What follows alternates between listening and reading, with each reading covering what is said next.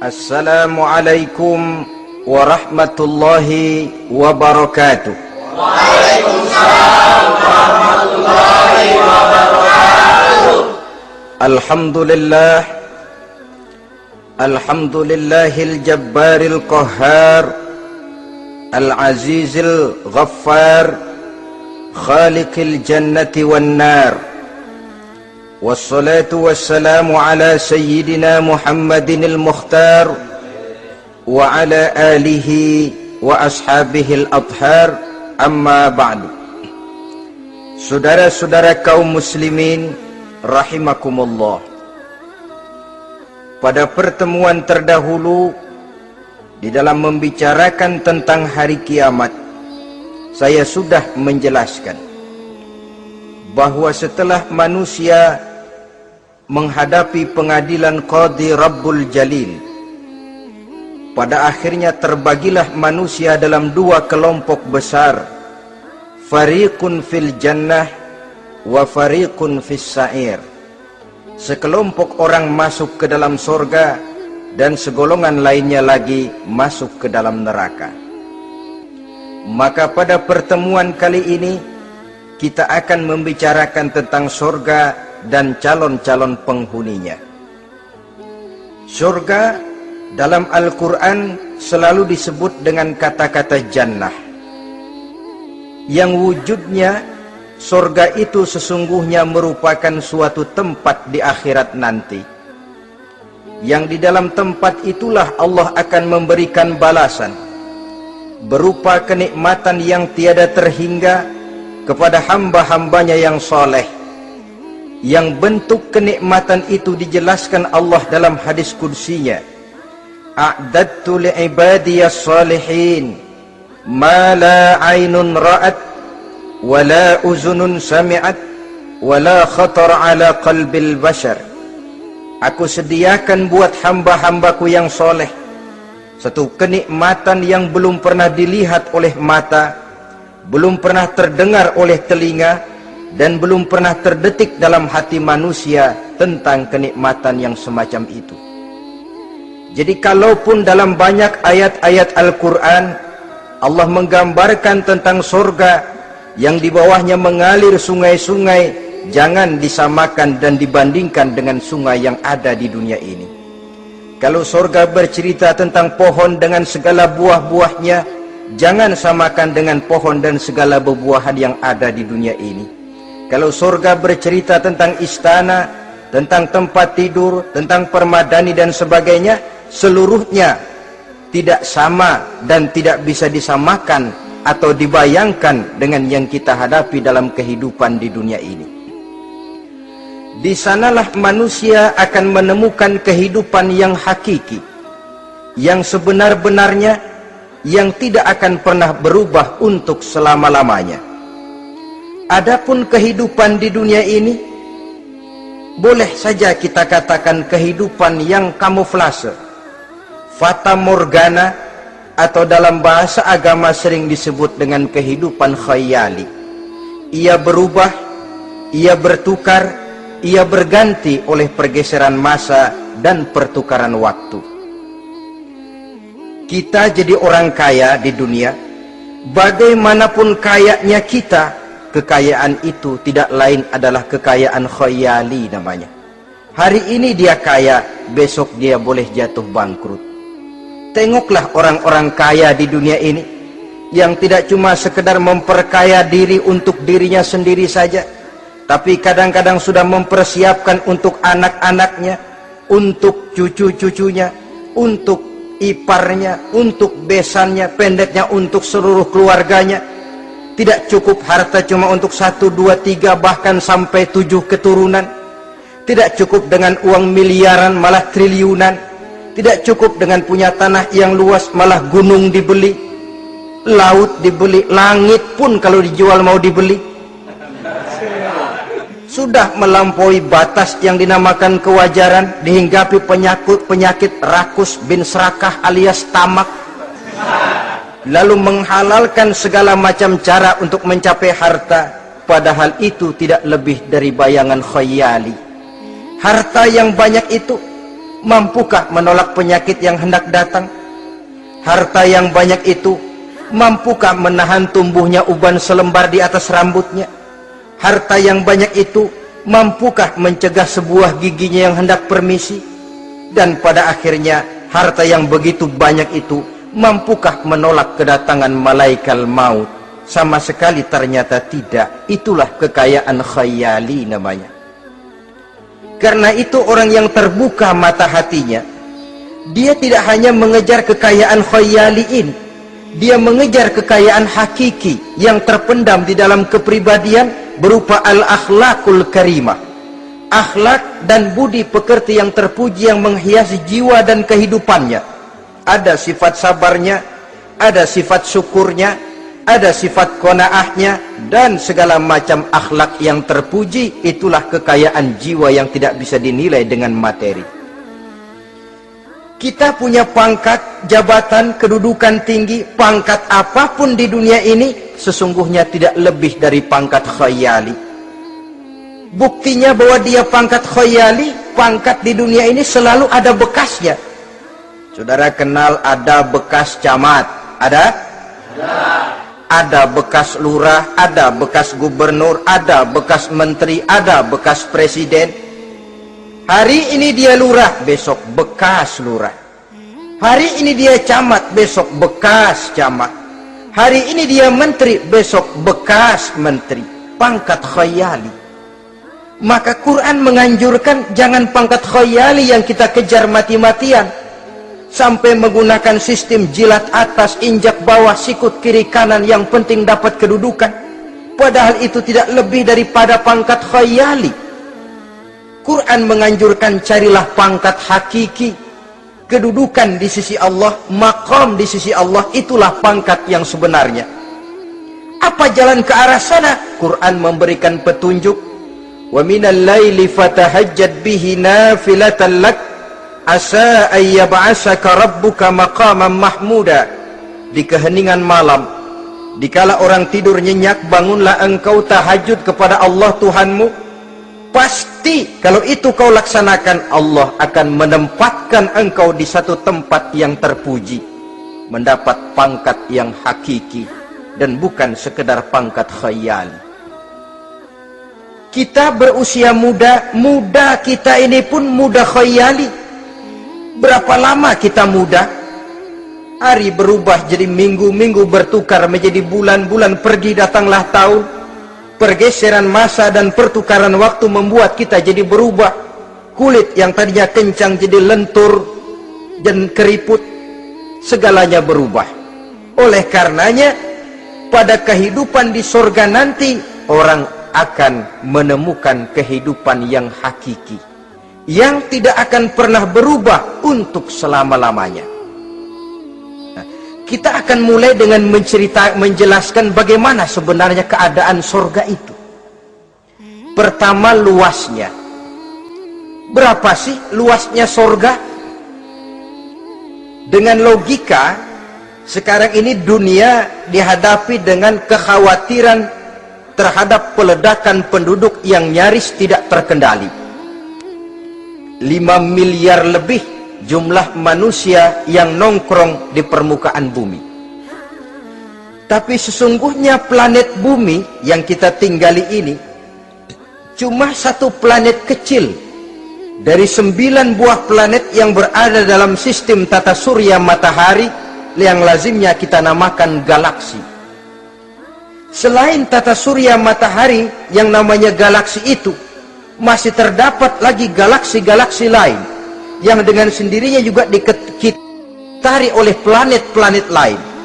Dan bumi kita yang kita tinggali ini, yang dihuni oleh tidak kurang 5 miliar manusia, hakikatnya cuma setitik debu di tengah angkasa alam yang luas ini. Oleh karenanya, di dalam surah Ali Imran ayat 173, ayat 133, Allah Subhanahu wa taala menjelaskan, "Wasari'u ila maghfiratin min rabbikum wa jannatin 'arduha as-samawati wal ardu u'iddat lil muttaqin." bersegeralah kamu menuju ampunan Allah dan surga yang luasnya seluas langit dan bumi. Seluas langit dan bumi.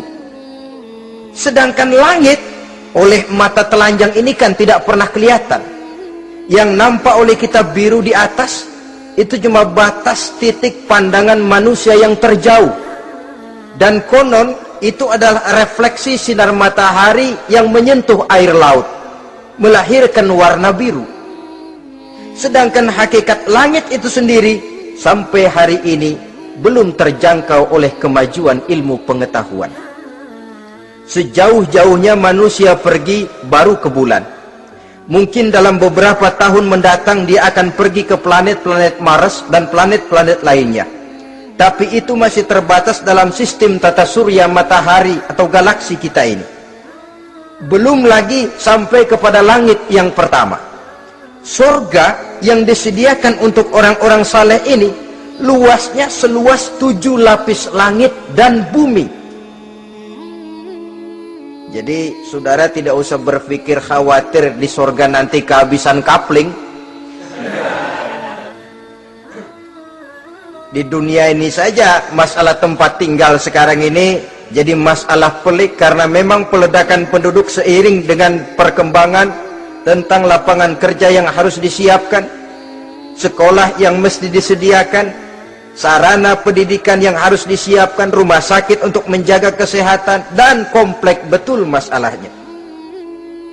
Tetapi di surga nanti arduhas samawati wal ard, luasnya seluas 7 lapis langit dan bumi. Satu keluasan yang hanya Allah saja yang maha tahu tentang batas-batasnya. Itu tentang luasnya surga. Lalu bagaimana keadaan di surga? Apakah ada bangunan-bangunan, taman-taman, kebun-kebun? Tentu ada. Di surga ada kebun yang tanamannya berupa tumbuh-tumbuhan dan menghasilkan buah-buahan, yang buah-buahannya pun boleh dimakan oleh manusia, karena tidak akan pernah ada larangan lagi dalam kehidupan di sana. Dalam surah Ar-Rahman ayat 54 misalnya, kita dapati penjelasan dari Allah Subhanahu wa taala, "Wa janal jannataini dan." Begitu juga dalam surah Waqiah ayat 32 dan 33, Allah menjelaskan, "Wa fakihatin kasiratin la maqtu'ati wa la mamnu'ah." Dan di dalam surga itu terdapat buah-buahan yang sangat banyak sekali, yang tidak pernah putus-putusnya, wala mamnu'ah, dan tidak dilarang untuk mengambilnya. Yang dimaksud la maqtu'ah, tidak terputus, artinya buah-buahan di surga itu begitu kita petik keluar lagi gantinya, dipetik lagi keluar lagi gantinya. La maqtu'ah, tidak pernah putus. Lain kan pohon di dunia ini hari kita petik keluar lagi kapan? Musim tahun depan, nungguin kita. La maqtu'ah, tidak pernah terputus buah-buahan itu, wala mamnu'ah, dan tidak terlarang untuk memetiknya. Adakah pohon pisang? Pohon pisang ada. Anggur? Anggur banyak. Delima? Delima pun ada. Tetapi sekali lagi, bagaimanapun hakikat buah di surga cuma sama dalam nama, tapi lain dalam wujudnya. Nanti saudara pikir, di surga pisang, di sini juga banyak kalau cuma pisang mah. Di surga anggur, di pasar banyak anggur. Ini cuma nama yang sama, hakikatnya tentu berbeda. Sebab kalau hakikatnya juga sama, ya nggak usah sampai ke akhirat, di sini pun cukup. Adanya nama-nama ini cuma untuk memberikan gambaran tentang buah-buah yang ranum, yang nikmat, yang lezat, dan yang digemari oleh manusia. Dan jangan heran, kalau di dunia ini biasanya pohon itu akarnya di bawah, buahnya yang di atas. Maka di surga nanti terbalik pohon itu, akarnya yang di atas, buahnya yang ke bawah, sehingga orang nggak perlu tangga, Dan ngambil buah tinggal metik saja, nggak perlu naik, nggak perlu manjat, nggak perlu bersusah payah. Saudara-saudara kaum muslimin rahimakumullah. Kemudian bangunannya bagaimana? Surga itu pun bertingkat. Di dalam Al-Furqan ayat 10 Allah subhanahu wa ta'ala menjelaskan, Tabarakallazi in sya'a ja'ala laka khairan min zalik jannatun tajri min tahtiha al-anhar wa yaj'al laka kusura.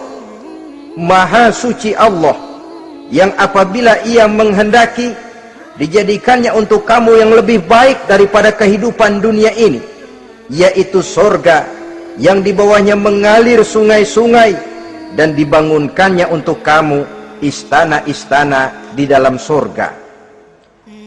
Jadi bangunan di surga pun berbeda sesuai dengan amalan orang yang masuk ke dalamnya. Seperti halnya perumahan di dunia ini, ada yang masuk kelas pondok indah, ada juga yang masuk kelas pondok pindah. Itu kan tidak sama itu. Ada pondok indah, ada pondok pindah. Sudah pondok pindah lagi. Kenapa bisa berbeda begitu? Ya tergantung kekuatan ekonominya. Makin tinggi nilai kekuatan ekonominya, makin mampu dia mendirikan istana di dunia. Tapi di surga nanti yang bikin mampu bukan ekonomi. Yang bikin mampu adalah amalan pada waktu hidup di dunia. Makin banyak amalnya, dengan sendirinya makin baguslah istananya di surga. Tetapi yang namanya surga, dapat empernya juga sudah lumayan betul itu. Seemper-empernya surga masih jauh lebih baik daripada sebagus-bagus istana di dunia ini. Taj Mahal, bangunan yang mengagumkan. Istana Raja Persia, bangunan yang menggiurkan. Sehebat-hebatnya istana dunia, masih jauh lebih mending empernya surga. Konon ya, menurut satu riwayat, baunya surga itu sudah bisa dicium 40 tahun perjalanan. Menurut riwayat lain 500 tahun perjalanan. Menurut riwayat satu lagi 70 tahun perjalanan. Baunya surga sudah dapat dicium oleh manusia. Saudara-saudara kaum muslimin rahimakumullah. Nah, di dalam bangunan-bangunan surga itu, seperti halnya terdapatlah kamar-kamar ghuraf dalam istilah Quran itu, yang juga berisi divan, ranjang, tempat-tempat tidur yang indah-indah, dilengkapi dengan kasur-kasur yang tebal dan empuk, bantal dan permadani yang daripadanya bertahtakan emas. Terulah tempat tidur paling menggiurkan kita zaman sekarang ini yang namanya Dunlopillow atau Alga Spring Bed. Sejauh itu bayangan kita menggambarkan masih belum apa-apanya ketimbang tempat tidur yang ada di surga itu nanti. Saudara-saudara kaum muslimin, apakah juga penduduk surga makan, minum, memakai pakaian? Iya. Mereka akan beroleh gelas, piala, kendi, cerek, dan piring-piring yang terbuat dari emas dan perak. Tentu tidak usah gambarkan lagi macam emas dan perak di dunia. Emas dan peraknya akhirat, saudara-saudara. Tetap saja mala ainun ra'at, wala uzunun sami'at, wala khatara fi qalbil bashar. Belum pernah dilihat mata, belum pernah didengar telinga, dan belum pernah terdetik dalam hati manusia tentang wujud yang semacam itu. Apa pakaian mereka? Pakaian penduduk surga dari sutra yang lembut dan tebal, berwarna hijau. Kemudian saudara-saudara, sungai juga mengalir di sana. Mata airnya antara lain berwarna jernih, ada yang air susu, ada yang sungai madu, ada yang khamar atau sungai arak, dan penduduk surga boleh meminumnya, tidak ada larangan sama sekali. Timbul pikiran konyol, kalau di surga orang pada minum arak, apa banyak yang teler di surga? Ya tentu tidak. Sebab di sana saya katakan tadi kehidupan yang hakiki, segalanya diperbolehkan, segalanya dipersilahkan. Nah, lalu untuk masuk ke surga itu apa melalui pintu? Memang melalui berbagai macam pintu. Dan ada pintu-pintu khusus yang tidak boleh dimasuki orang lain. Sayyidina Abu Bakar Siddiq radhiyallahu an pernah bertanya tentang hal itu kepada baginda Nabi. Ya Rasul, apakah di surga ada pintu-pintu khusus? Ada, Abu Bakar. Ada di dalam surga itu pintu yang namanya Rayyan. Tidak boleh masuk ke pintu itu melainkan orang-orang yang puasa. Orang-orang yang rajin puasa, mereka akan masuk ke surga melalui satu pintu yang dinamakan Babur Rayyan atau pintu Rayyan. Ada pintu jihad, yang masuk lewat itu hanya mereka orang-orang yang waktu di dunia sepanjang hidupnya berisi jihad, menegakkan dan meninggikan kalimat Allah. Ada Babus Shadaqah, pintu yang hanya boleh diliwati oleh orang-orang yang rajin bersedekah, ringan tangan dalam memberikan bantuan kepada orang-orang yang memang memerlukannya.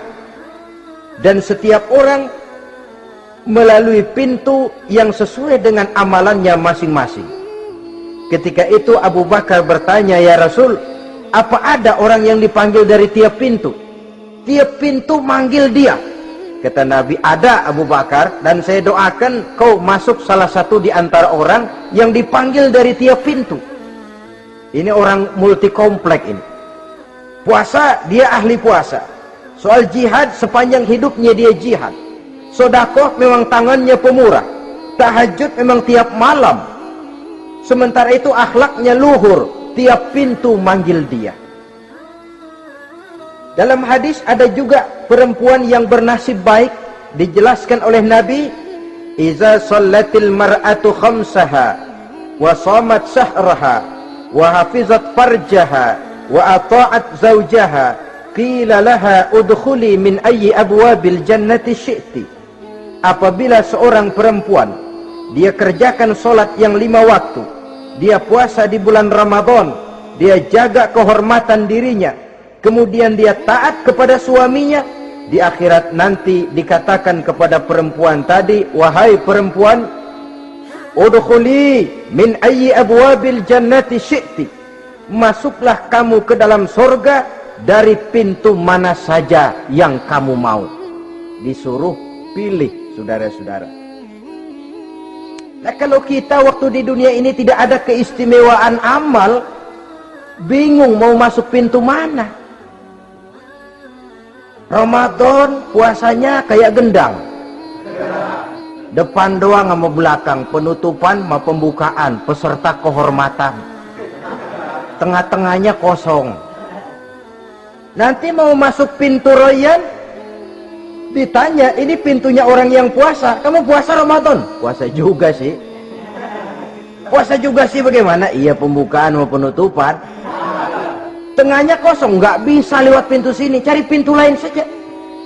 Mau masuk kita lewat pintu jihad, ditanya lagi, kamu lewat sini apa merasa pernah berjuang membela agama waktu di dunia? Mau lewat pintu sholat, apa kau termasuk orang yang konsekuen menjaga sholat? Bersyukurlah kita kalau tiap pintu memanggil. Kalau tidak, adalah salah satu amal kita yang menunjukkan keistimewaan kita. Karena itu beramal nggak perlu banyak, yang penting rutinnya, istiqomahnya. Ahabbul a'mali indallah adwamuha wa in qalla. Amalan yang paling dicintai Allah yang dikerjakan secara tuntas walaupun tidak banyak. Saudara baca ayat Quran nggak banyak, satu malam cuma 3 ayat, tapi rutin tiap malam 3 ayat, tiap malam 3 ayat. Itu lebih dicintai Allah daripada sekali ngaji 1 juz, terus 3 bulan nggak ngaji-ngaji. Lebih baik yang sedikit-sedikit ini tapi rutin, dia akan menjelma menjadi amalan yang banyak daripada sekalinya banyak lalu ke belakangnya malah tidak ada sama sekali. Hendaknya ada amalan-amalan kita yang menunjukkan keistimewaan dan kelak akan menjadi pintu yang kita tempuh di surga nanti. Apabila kita sudah melalui pintu-pintu surga itu dan tinggal di dalamnya, dengan pakaian, dengan perhiasan, dengan makanan dan minuman sebagai yang saya sebutkan tadi, maka kita pun dalam kehidupan di sana akan dilayani oleh pelayan-pelayan muda. Yatufu alaihim wildanun mukhalladun. Pelayan-pelayan yang muda itu keliling melayani apa keperluannya, dan tidak pernah tua pelayan itu, sebagaimana kita pun tidak akan pernah tua. Pendeknya sudah jadi king of king di surga itu, jadi raja di raja. Fasilitas serba cukup, apa yang kita mau tersedia, tidak ada larangan, dan pelayan seperlunya diberikan kepada kita. Nah, bagaimana keadaan penduduk surga? Dari Imam Turmuzi dijelaskan satu hadis, berkata Hasan al-Basri, ahlul jannati kulluhum abna'u salasa wa salasin sana. Mereka rata-rata orang-orang muda penduduk surga itu. Umurnya tidak lebih 33. Ya, muda-mudanya, cakep-cakepnya, ganteng-gantengnya. Pantas kalau satu hari ada perempuan tua menghadap Rasul. Ya Rasul, saya ahli ibadah, saya beriman kepada Allah, saya cinta kepada Islam, apakah saya akan masuk surga ya Rasul? Nabi senyum, enggak bu, nenek-nenek enggak masuk surga. Itu perempuan nangis sejadi-jadinya. Ya Rasul, kalau gitu sia-sia tahajud saya, sia-sia puasa saya, sia-sia segala macam ibadah saya. Nenek-nenek enggak masuk surga ya Rasul, sayang benar segalanya ini. Rasul kemudian menghampiri perempuan tadi. Bu, kalau yang ibu bilang itu benar, ibu masuk surga. Cuman di sana ibu balik muda lagi. Kulit nggak kempot kayak begitu, rambut nggak putih macam begitu. Ibu nanti di surga bakal jadi muda lagi. Salasa wa salasin, umur 33 tahun. Rata-rata seluruh penduduk surga umurnya begitu. Tidak ada yang tua, tidak ada yang anak-anak, tidak ada yang remaja, rata-rata segitu. Nah, lalu bagaimana? Di surga hati mereka menjadi satu di antara sesama penduduk surga. Tidak ada yang iri hati, tidak ada yang punya sifat dendam. Itu keadaan di surga. Walaupun bertetangga, yang satu bisa mengunjungi yang lain, yang satu bisa nengokin yang lain, tapi tidak ada sikap iri hati dan dengki. Tidak ada yang satu datang ke tempat saudaranya di surga, loh kapling lu lebih luas dari gua nih, nggak adil Tuhan. Tidak ada. Semuanya hati sudah menjadi satu. Tidak ada dendam, tidak ada iri hati. Kan jauh bedanya dengan kehidupan di dunia ini toh. Kadang-kadang di dunia ini begitulah romantikanya. Kita melarat, disuraki orang. Kita sedikit kaya, diselidiki orang. Ada saja yang iri, ada saja yang hasut, dan selalu mencari cara untuk menjatuhkan kita. Di surga hal semacam itu tidak akan kita temui. Orang tidak punya sifat iri hati dan dendam. Lalu bagaimana lagi keadaan penduduk surga itu? Mereka selalu merasa senang dan bahagia. Tiap hari, tiap saat yang dirasakan cuma itu saja. Tidak diselingi seperti kehidupan di dunia ini, di mana senang berseling dengan susah, bahagia berganti dengan derita, ada senyum bahagia, ada tangis menahan derita. Itu romantika kehidupan di dunia. Di akhirat itu tidak akan pernah ditemui dalam surga nanti. Orang selalu merasa senang karenanya di sana tidak ada keluh kesah, tidak ada orang yang murung, tidak ada orang yang narik napas panjang sambil menghitung bintang di langit. Selalu merasa senang dan selalu merasa bahagia. Lalu bagaimana kondisi fisik mereka? Di surga tidak ada orang yang cacat, baik ia cacat rohani ataupun cacat jasmani. Seperti yang kita temui di dunia ini, ada saja cacatnya. Kadang-kadang jasmani sehat, rohaninya sakit. Kadang-kadang rohaninya bagus, jasmaninya cacat. Di surga orang sempurna, komplit, cukup. Tidak ada yang cacat rohani ataupun yang cacat jasmani. Kalau dalam kehidupan di dunia ini mereka cacat, bagaimana? Mereka akan utuh dan sempurna apabila masuk ke dalam surga. Dan di surga, sungguh pun mereka makan, sungguh pun mereka minum, mereka tidak akan pernah buang air, baik air besar maupun air kecil. Sebab kalau makan dan minum di surga harus buang air, tentu malaikat harus menyediakan WC. Dan kalau surga sudah ada WC, tentu tinja yang repot. Saudara-saudara kaum muslimin, tidak buang air juga tidak buang angin, dan tidak sakit, tidak terkena penyakit apapun namanya. Sudah di surga itu daerah bebas penyakit. Jadi barangkali kalau keluar ke halaman surga nggak pakai baju masuk angin, tidak. Kalau di sana repot nyari duit kerokan. Segalanya sempurna, segalanya cukup. Lalu bagaimana kalau tiap saat mereka makan, tiap saat mereka minum tapi tidak buang air? Konon keringat yang keluar dari mereka, tubuh mereka, dan keringat yang keluar itu mengandung bau kasturi yang amat sangat harum baunya. Saudara-saudara, kemudian penduduk surga itu oleh Allah diberikan teman hidup yang namanya bidadari, makhluk Allah yang teramat sangat cantiknya, yang tidak bisa kita bayangkan macam apa cantiknya.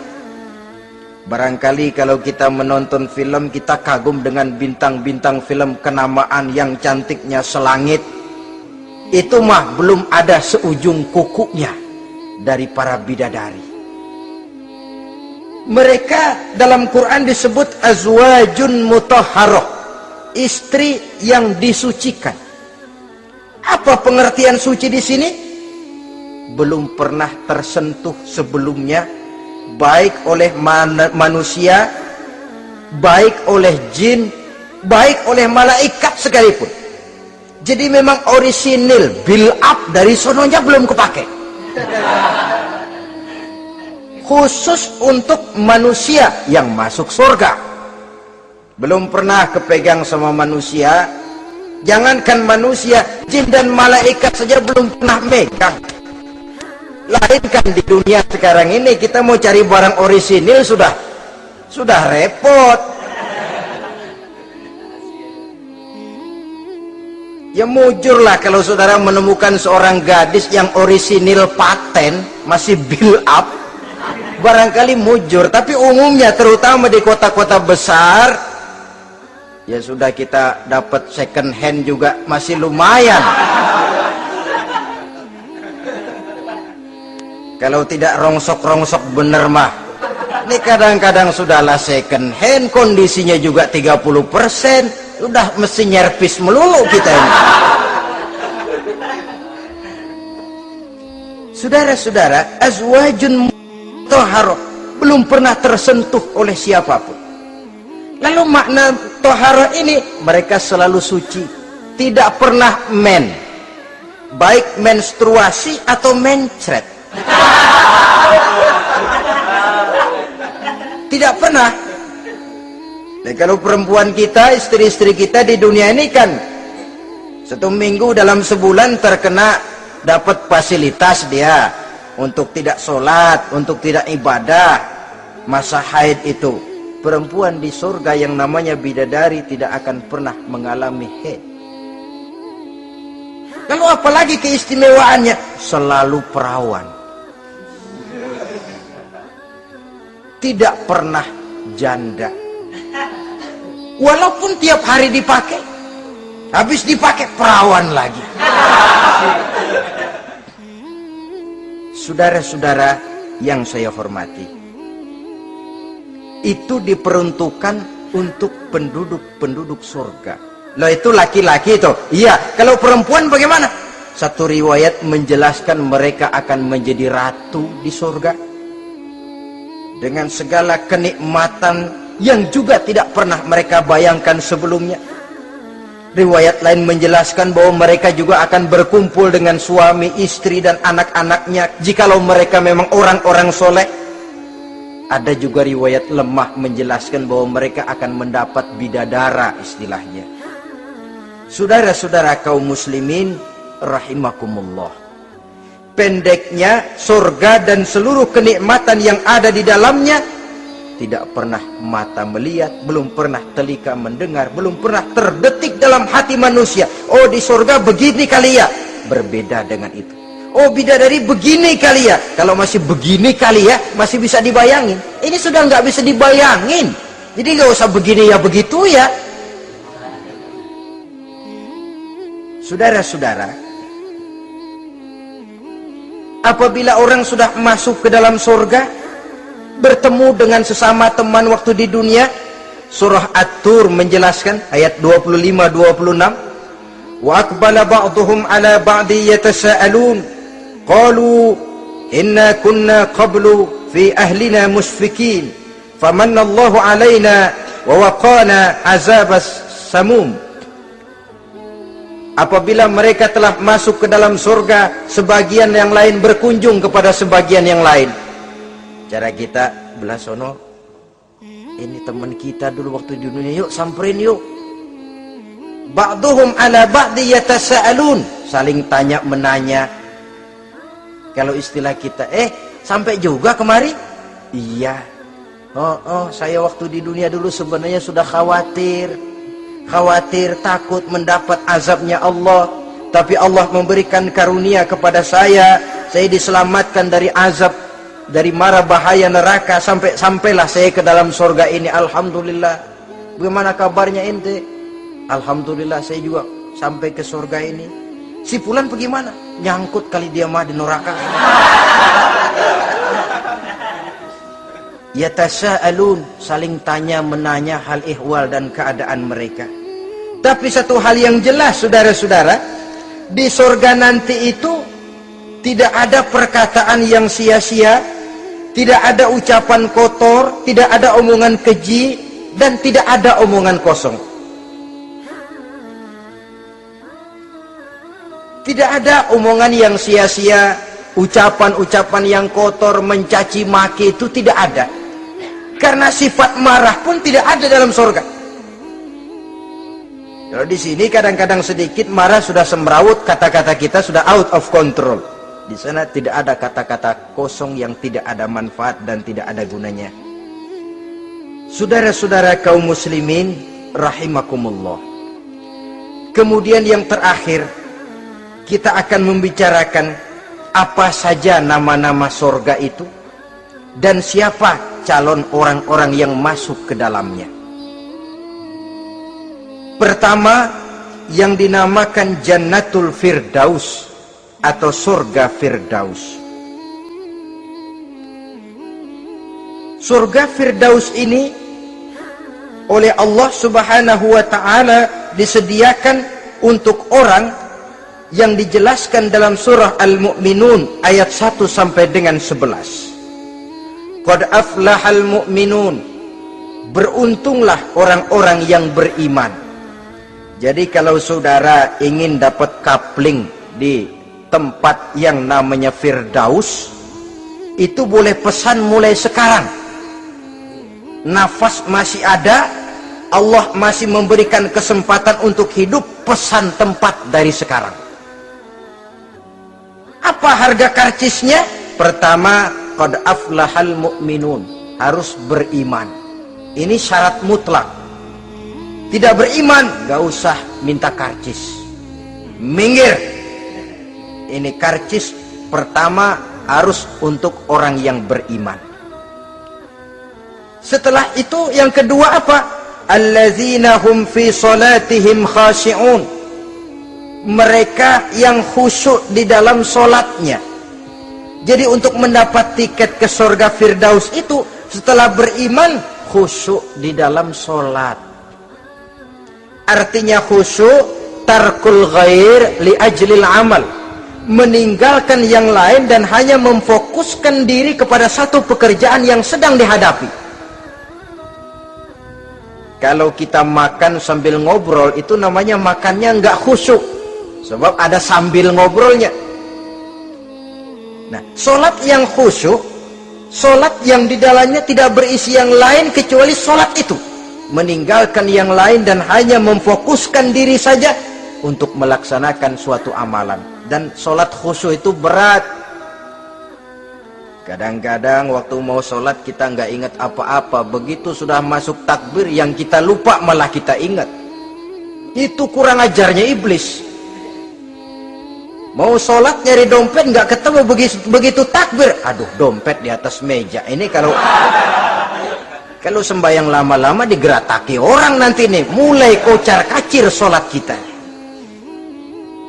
Makanya kata Imam Nawawi, sudah dinamakan khusyuk untuk tingkatan orang awam kalau pada waktu takbir dia ingat Allah. Segitu aja dulu dah tingkatan orang awam itu. Sebab yang namanya khusyuk itu hudurul qalbi wa sukunul jawarih.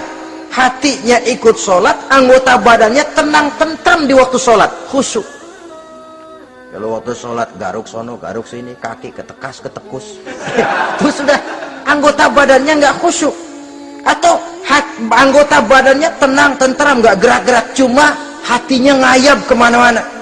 Badannya di musola, hatinya di pasar, itu juga nggak khusyuk. Dan itu berat. Karena itu ini syarat kedua untuk mendapat tiket ke Firdaus.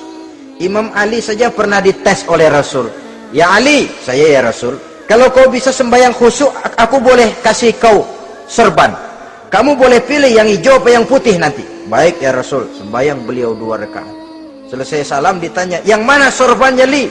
Kata Imam Ali, yang hijau ya Rasul. Belum nengok udah yang hijau ya Rasul. Kata Nabi, kalau begitu ente nggak khusyuk Li. Kenapa? Mungkin tadi waktu sujud mikirin, ntar kalau gua ditawarin milih yang hijau aja dah. Belum nengok sudah menjawab. Saudara-saudara, yang ketiga, wallazina hum 'anil lagwi mu'ridun.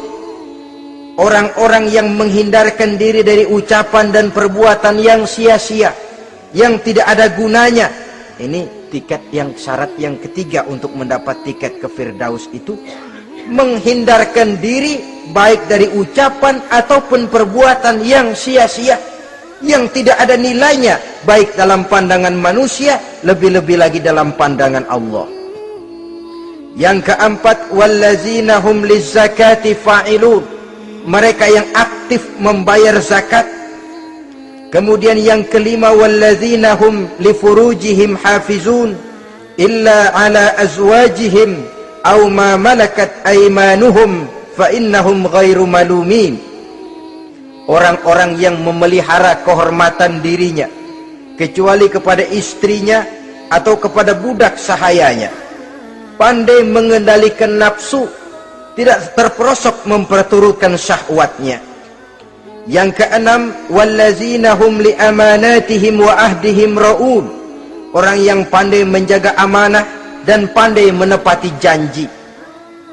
Saudara-saudara, kalau janji ditepati, sebab janji adalah hutang. Yang ketujuh, wallazina hum ala sholawatihim yuhafizun. Mereka juga selalu memelihara, tidak cuma sekedar khusyuk, tapi memelihara solat dengan baik. Ayat ke-11 dari Al-Mu'minun ini ditutup oleh Allah dengan jelas, ulaika humul warisun allazina yarisunal firdausa hum fiha khalidun. Mereka itulah para ahli waris yang akan menerima warisan berupa surga Firdaus dan mereka kekal di dalamnya. Kalau tadi sudah kita tangkap bahwa begitu besar kenikmatan yang ada di dalam surga, ternyata barang yang mahal memang tidak mudah untuk didapat. Saudara-saudara, inilah surga Firdaus. Adapun yang kedua, nama surga itu disebut dalam Quran Jannatu Adnin, surga Aden. Untuk siapa mereka? Dalam surah Ar-Ra'd ayat 22 dan 23 Allah menjelaskan, wallazina sabaru ibtigha'a wajhi rabbihim wa aqamus shalah wa anfaqu mimma razaqnahum sirran wa alaniyah wa yadra'una bil hasanati sayyi'ata ulaika lahum uqbad dar jannatu adnin yadkhulunaha. Dan orang-orang yang sabar, wallazina sabaru, orang-orang yang sabar. Sabar dalam apa? Ibtigha'a wajhi rabbihim, dalam menuntut keridhaan Allah. Sabar dalam mencari keridhaan Allah. Sujud mencari keridhaan Allah, sabar. Puasa mencari keridhaan Allah, sabar. Melaksanakan segala macam ibadah untuk mencari keridhaan Allah, sabar. Ini syarat untuk mendapat tiket ke surga Aden nanti, Jannatu Adnin. Sabar dalam mencari ridho Allah. Apalagi di zaman sekarang katanya persaingan hidup makin tajam, lapangan kerja makin sulit, mental hipokrit makin merajalela, golongan munafik alias bunglon ada di mana-mana. Kalau nemplok di daun kuning warnanya kuning, hinggap di daun hijau dia jadi hijau, nempel di dahan coklat jadi coklat. Menjilat ke sana kemari, bukan untuk mendapat ridho Allah kadang, tapi untuk mendapat ridho atasannya, mendapat restu atasannya. Ini kan realita dalam kehidupan. Saudara-saudara, mencari muka. Padahal seorang muslim ibtigha'a wajhi rabbihim, sabar dalam mencari ridho Allah. Lalu wa aqamus shalah, mereka mendirikan salat. Di sini hanya pengertian umum, mendirikan salat. Kalau dalam Firdaus tadi ditegaskan, tidak cuma sekedar mendirikan, tapi juga khusyuk dan memelihara. Ini mendirikan, saudara-saudara. Maaf, ada orang yang mengerjakan sholat, ada orang yang mendirikan sholat. Apa bedanya itu? Kalau mengerjakan sholat cuma sekedar gugur kewajiban, pokoknya gugur kewajiban beres. Kadang-kadang pulang sembahyang Jumatnya bersendal. Enggak sembahyang dia, sembahyang. Kok nyolong sendal pulangnya? Itu baru ngerjain sholat, belum mendirikan sholat. Kalau mendirikan sholat, selesai sholat, ajaran sholat diterjemahkan dalam kehidupan. Itu mendirikan namanya. Ada istimror, kontinuitas alias kesinambungan. Selesai sholat, akhlak sholat, ajaran sholat diterjemahkan di luar sholat. Itu makna aqamus sholat. Apalagi syarat yang ketiga untuk mendapat tiket ke surga Aden ini? Wa anfaqu mimma razaqnahum sirran wa alaniyah, menginfakkan, membelanjakan di jalan Allah rezeki yang diberikan kepada mereka, baik terang-terangan maupun sembunyi-sembunyi. Maka sedekah itu terang-terangan baik, sembunyi-sembunyi juga baik kalau niatnya ikhlas karena Allah. Terang-terangan baik, kenapa? Untuk merangsang orang lain supaya berbuat seperti kita, bukan untuk dipuji, bukan untuk mendapat ria. Saudara-saudara, saya yang miskin nyumbang 100.000, saudara berapa yang kaya? Ini boleh untuk merangsang orang lain. Tapi kalau untuk ria, itu tentu dilarang oleh agama. Terang-terangan boleh, sembunyi juga boleh, bahkan itu yang dianjurkan oleh Nabi. Tangan kiri tidak tahu apa yang diberikan oleh tangan kanannya. Saudara-saudara, lalu yang keempat, wa yadra'una bil hasanati sayyi'ata, mereka menolak kejahatan dengan kebaikan. Dia hanya tidak berteriak-teriak tentang kemiskinan, tapi melakukan usaha bagaimana mengatasi kemiskinan. Dia tidak hanya berteriak dengan mengemukakan berbagai macam kemunkaran, tapi mengimbanginya dengan menanamkan segala macam kebajikan. Seperti sekarang ini tuh, air saja kalau cuma dibendung tapi tidak disalurkan kan ngebludak, jebol bendungan. Kita cuma teriak anak-anak muda dihantam oleh kebudayaan barat yang merusak moral, tapi mana kebudayaan Islam kita? Gak pernah kita timbulkan. Musuh kita adalah kemiskinan dan kebodohan, jelas. Tapi apa langkah ekonomi yang kita lakukan untuk mengatasi kemiskinan? Dan bagaimana upaya kita meningkatkan mutu pendidikan?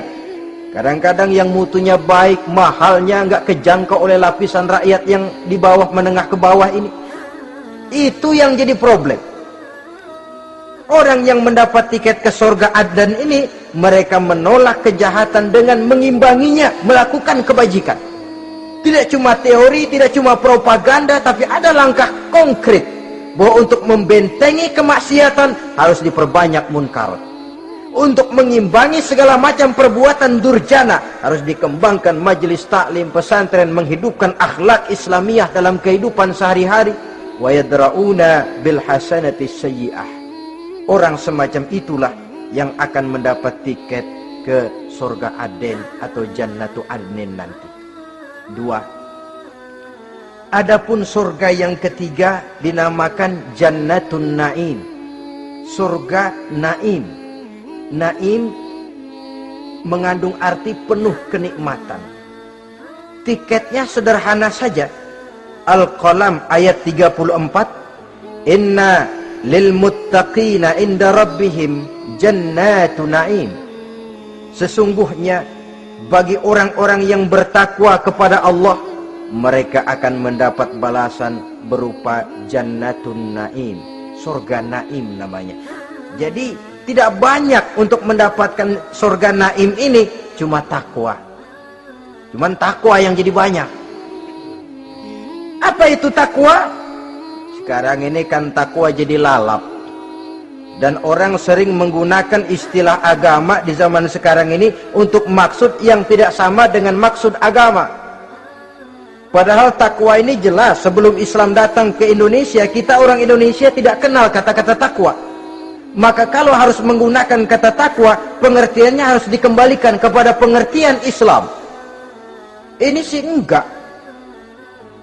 Orang yang mana aja kalau dilantik bertakwa kepada Tuhan yang Maha Esa, bertakwa, sampai membleh tuh bibir, bertakwa. Tapi kalau sudah megang jabatan, kadang-kadang takwa ngalor dia ngidul, tidak relevan lagi. Lalu apa sih yang namanya takwa itu? Sederhana saja, imtisalul awamir wajtinabun nawahi, itulah takwa. Melaksanakan segala yang diperintah, menjauhi yang dilarang, itu takwa. Menjalankan perintah dengan meninggalkan larangan, apa bedanya? Kalau melaksanakan perintah boleh sesuai dengan kemampuan, tapi menjauhi larangan mutlak. Laksanakan perintah Allah sesuai dengan kemampuanmu, tapi tinggalkan larangan Allah mutlak. Mampu tidak mampu, tinggalkan. Enak kalau ada perintah, jauhi larangan Allah semampu kamu. Ya enak, tinggal kita milih. Saya belum mampu ninggal teler itu, lezat itu, belum mampu. Yang boleh semampu kita melaksanakan perintah. Sholat semampu kita, asal jangan mampu lalu pura-pura tidak mampu. Puasa semampu kita, jihad semampu kita. Tapi kalau sudah meninggalkan larangan mutlak, mampu tidak mampu harus ditinggalkan. Jadi kelihatannya sederhana takwa ini, tapi masalahnya rumit. Melaksanakan yang diperintah, menjauhi yang dilarang, dan itu tiket untuk mendapatkan surga Naim atau Jannatun Naim.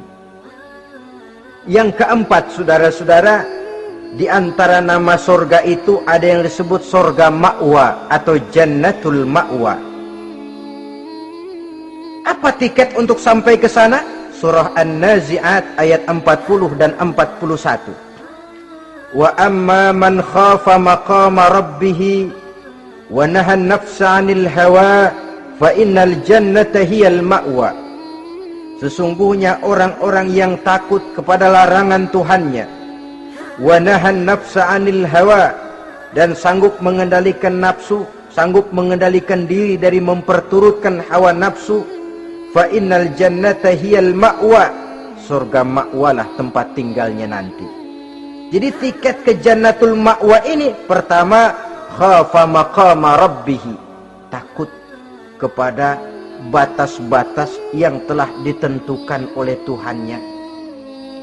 Ini batasnya, kamu jangan nyebrang ke sini. Ini batas yang halal, ini yang haram, ini yang hak, ini yang batil, ini yang ma'ruf, ini yang munkar. Orang yang ingin mendapat tiket ke ma'wa, dia takut batas-batas itu. Lalu sanggup mengendalikan diri, tidak sampai memperturutkan hawa nafsunya. Itu tiket ke surga ma'wa. Yang kelima dinamakan surga Darussalam atau Jannah Darussalam. Dijelaskan dalam Al-An'am ayat 126 dan 127. Wa hadza siratu rabbika mustaqima wa qad fassalna al-ayati liqaumin yatadhakkarun lahum darussalam inda rabbihim wa huwa waliyuhum bima kanu ya'malun. Inilah jalan Tuhanmu yang lurus. Telah kami pisahkan ayat-ayat kami bagi kaum yang mau berfikir. Jadi kelihatan di sini untuk mendapat tiket ke Darussalam, istiqomah mengikuti jalan lurus, istiqomah berpegang kepada Islam, dan pandai membedakan apa yang memang oleh Allah sudah dibedakan antara yang hak dan batil, antara yang benar dan salah, dan selalu ingat kepada ayat-ayat Allah. Itu surga Darussalam. Yang keenam dinamakan Darul Muqamah. Siapa penghuninya? Surah Fatir ayat 34-35. Wa qalu alhamdulillahillazi azhaba 'annal hazan inna rabbana laghafurun syakur allazi ahallana darul muqamah min fadlihi la yamassuna fiha nasabun wa la yamassuna fiha lughub. Yaitu orang-orang yang senantiasa bertahmid, memuji kebesaran Allah Subhanahu wa ta'ala, mereka akan mendapatkan Darul Muqamah.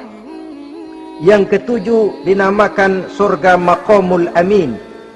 Ini pun disediakan untuk orang yang bertakwa, seperti dalam Ad-Dukhan ayat 51, innal muttaqina fi maqamin amin. Dan yang terakhir, yang kedelapan adalah surga khuldi atau jannatul khuldi.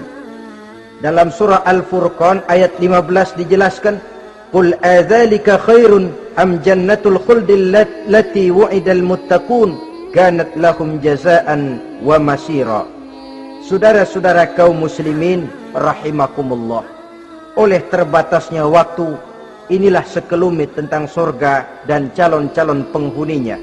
Mudah-mudahan dijadikan kita oleh Allah